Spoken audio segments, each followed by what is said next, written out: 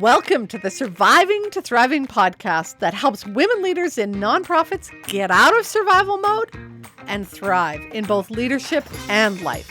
I'm your host, leadership development coach Kathy Archer, and I help women leaders enjoy impactful leadership. If I told you that you needed to spend an hour a day doing self-reflective practice, you'd tell me I was nuts. If I told you needed to do a half hour a day, you'd be like, there's no way.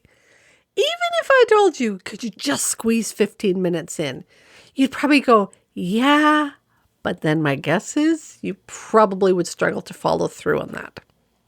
And yet you know that it's incredibly important. You know you need time to think. In the last 2 episodes, we talked about that need to do self-reflection so that you can stay composed, so that you can be focused, energized, lead in a way that you're proud of, have time to think and be decisive, act with integrity. In last week's episode, I gave you a couple tools to use. And my guess is you're still probably going, I get it, Kathy, but I don't have time to do it. I know, and that's a problem. It's a big problem. And it's not just a problem for you, it's a problem for all leaders. And it's really a problem not just for nonprofit leaders, but literally all leaders. They struggle to find time. And do you know what the ones do that actually do self-reflection? Do you know how they fit it into their busy day? They just decide. They decide it's important and they make time for it. And that's what you need to do. I want you to establish not an hour, not a half hour, not even 15 minutes. I want you to establish a 5-minute daily habit of self-reflective practice. When? Doesn't matter. You decide.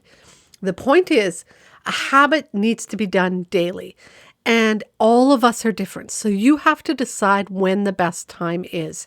Maybe it will be in the morning. I created time in the morning, many, many years ago, before everybody else got up so that I had time to think straight. I also created time in the evenings to do a little bit of journaling exercises. But I had to create that time. Some of my women in the training library do it differently. I have one lady who goes into work early. Not early, I guess I should say she goes into work at the regular time, but she sits down and does this self-reflective tuning into the inner work.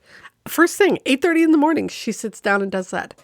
I had another leader who did it more in chunks. And so she booked, I think it was like Tuesday mornings off, didn't even go into the office. Her team knew that she was at home and doing some of that self-reflective practice, but she just stayed at home to do it so that she could stay focused. I have another leader who does it on Saturday mornings. You know, her husband looks after the kids and she does, again, a bigger chunk. I have another leader who does it every day in the afternoon at work, 2 o'clock, just takes 5 minutes to sit down and reflect on her day.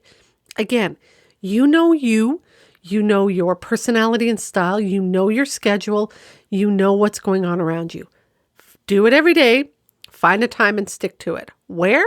Again, it doesn't matter. You can do it at home or at work. You can do it when you're traveling. Just create the habit that creates the routine. So if you use a pen and paper, if you use a journal, if you use an electronic document, whatever, just create the habit that wherever I am, I can still do this. Because if you are somebody who travels, you need to, again, create this habit every day. You are creating a habit every day of pausing and either doing that inner guidance cycle that we talked about in last week's episode, where you're pausing and you're pondering and you're looking at your thoughts, your feelings, your body sensations, the emotions of those people around you, the judgments you have, the values that are showing up for you, your team, your organization. And then you're pivoting and going, okay, this isn't going the way I want it to go. Or maybe it is, and maybe you just need to keep going the same direction. But most often we're reflecting on something that we're challenged with. And so if we're not going in the direction we want to go, then we need to step back and go, what direction do I want to go? And that gives us the ability to proceed forward. So pause, ponder, pivot, proceed. The inner guidance cycle. Last week I gave you more details on that, and I give you a whole bunch of downloads to learn how to do that. Again, I'll pop those downloads in below so that you can learn more about the inner guidance cycle, which again is something I teach in my book, Mastering Confidence. And when you hit those links to it, you'll find a whole bunch of extra resources as well. So, how to easily fit self-reflection into your busy day? Create a 5-minute habit of self-reflection. And then here is the second step. And this one is just so critically important. Schedule it into your calendar. Do not think this is going to happen if you do not have it scheduled in. You need a chunk of time, and I know it's only 5 minutes, so block off 15 because you might need a little bit more, or might just keep people out of your line of vision for 15 minutes, or it gives you opportunity to go to the bathroom, whatever.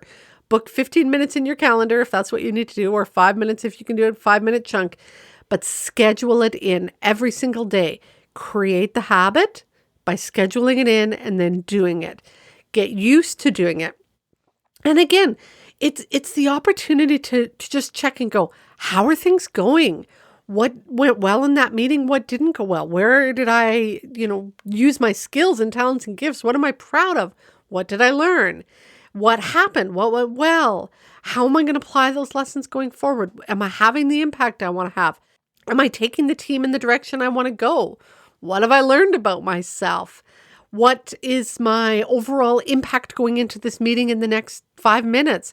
What type of person do I need to be? What energy do I need to bring? I was talking with a client the other day, and she was realizing that as she was going from one Zoom call to the next Zoom call, she was basically like shutting one down and opening the next. And she was bringing the same, sort of stone face to each meeting.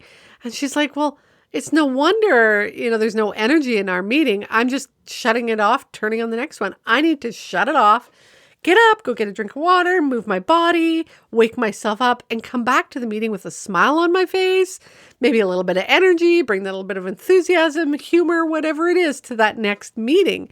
And so it wasn't until she stopped and reflected that she realized, and not, again, we're talking 5 minutes. It was a quick question of, what's the energy you're bringing to the next meeting?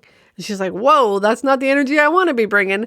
How do I need to do that? When we stop and do the self-reflective practice for 5 minutes on a consistent basis that's scheduled into our calendar, it allows us to become that type of leader we want to be, having the impact we want to have, leading with integrity, using our skills, strengths, gifts, and talents to their best degree, helping to coach the people we lead rather than correct them, ensuring we're leading a balanced life, staying composed, being able to be decisive, staying focused on what we need to focus on when we need to focus on, bringing the energy that we need to bring, creating that ability to keep that energy, throughout our workday, because again, we have an incredible amount of stress, lots going on, more so than the average person in our team.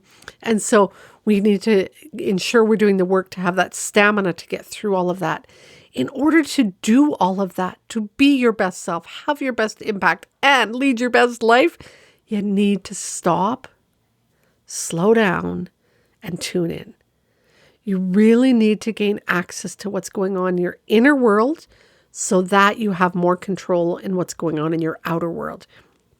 If you are tuned out of your thoughts, feelings, body sensations, values, judgments, opinions, all of that stuff that's going on inside of you, you're not going to be able to control it. But when you dump it all out on the kitchen table, as I talked about in the last couple episodes, take a look at it and decide what's worth keeping, what needs to be put in which order. Then you're going to have more control of that. And that's not going to happen if you hope, pray, wish it will. It will only happen if you have it scheduled into your calendar, if you learn to do self-reflection on a consistent basis. And the only way that's going to happen is if you choose to make it happen.